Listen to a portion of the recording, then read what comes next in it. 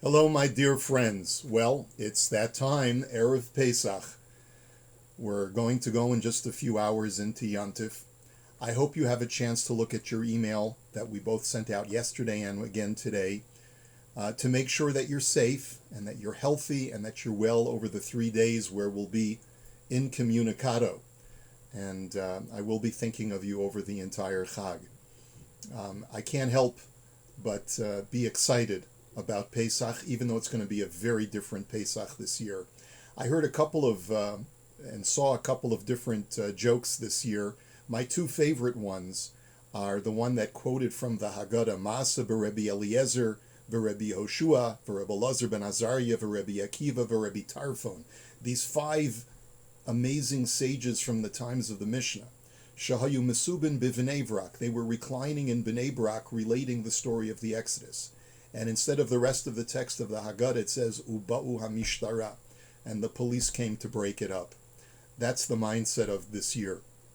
And the other joke that I heard, which is an oldie but a goodie, is, I don't know if you've seen that news item, but there was an entire plane load of horseradish that, because of COVID-19, had to be held up on the tarmac of a major European airport, and it didn't actually make it to its final destination. And so this year, the Jaén in Spain stayed mainly on the plane. Now, if you don't know that reference, you're probably a little bit too young to remember the movie My Fair Lady. I would recommend that you go see the video clip that I've attached to my Dvar Torah today for Pesach that you can download in our email. But it sort of got me thinking about, I remember seeing that movie with my parents when I was a boy. And I hope you won't mind the analogy. It's a bit irreverent, but the whole focus of our Seders tonight is really not on the greatness of the Jewish people, but it's really on HaKadosh Baruch Hu and what He's done for us and what the difference that He's made in our lives as a nation and as individual Jews. The whole story of My Fair Lady, which is based on George Bernard Shaw's Pygmalion, is a story of a high society professor, Henry Higgins, or Henry Higgins, as his student would call him.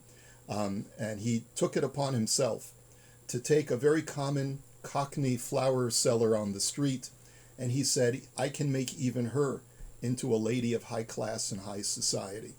And so he takes Eliza Doolittle, and he slowly but surely makes her into a very fine lady. And in the course of doing that, discovers that she has intrinsic worth that he had never realized or appreciated. But if I were to make an analogy to that film, Eliza Doolittle is the Jewish people. And God sort of found us as that low-class Cockney flower seller in Egypt. We were idolaters, we were heathens, we were illiterates. We didn't have our own value system. And Hashem took it upon himself as the professor of the world, and he said, I'm going to make something of these people. The truth is, we have tremendous worth. And all it took was for God to shine the diamond in the rough and to produce us and bring us out of Egypt and to allow us to realize our destiny. But I would suggest that Pesach is the holiday of celebrating Henry Higgins' accomplishments. And maybe Shavuos, which we'll get to in a few weeks, is a time to celebrate Eliza Doolittle and her intrinsic worth of we as the Jewish people. When we sit down at our Seders tonight, we are going to acknowledge that were it not for Hashem, Harei anu uvanenu uvnei vanenu, and we, our children, our children's children, what would we be and what would we have? And so therefore I would suggest to you that despite all of the difficulty and the challenges in reciting the Seder, perhaps alone or away from the ones that we love, this is a night to toast the Ribono Shel Olam. Lift up your glasses really as a toast and say to Hashem, thank you for all that you've done for us as a people.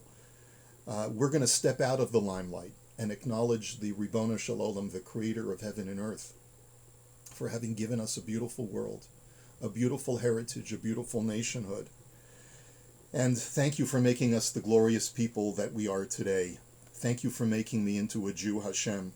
Thank you for letting me live one more day in your glorious world. Thank you for every breath you allow me to take. Thank you for my loved ones. Thank you for my life. And let's truly experience that sense of gratitude.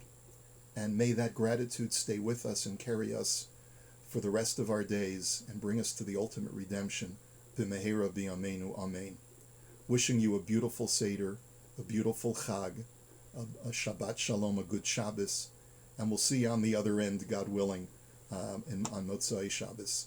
Take care, a good Yantif, a good Shabbos.